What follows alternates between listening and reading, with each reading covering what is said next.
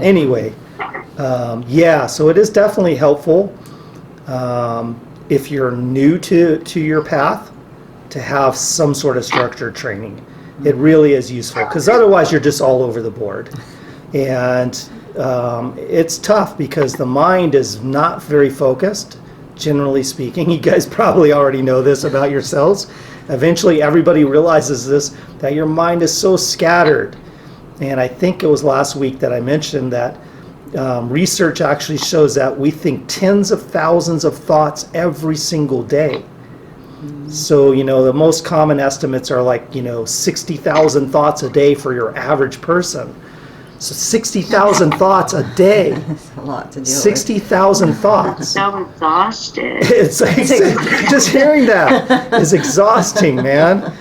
And when you become really conscious of your thoughts and you start looking at what the nature of your thoughts are, it can be horrifying, because our thoughts are just so random and they're so scattered. Like we'll be thinking about one thing and then suddenly, moments later, we're on a completely different topic and we have no idea how we made that leap.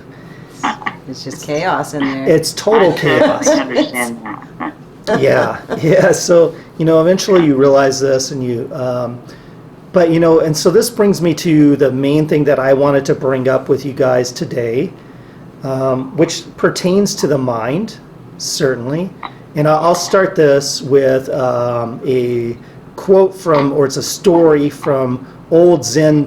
It's an old Zen story. So, two monks and their teacher were walking across a courtyard, and one of the and it's on this windy day, and one of the monks looks up, and he notices that the flag is waving in the wind, and he says, the flag is moving." And the other monk looks up and he says, "No, the wind is moving." And then the teacher says, "Mind is moving." Mind is moving. Have you guys ever come across the notion that the physical world around you, not only your thoughts and your emotional state, but also your body and the physical universe could be looked at as a representation of your inner mind?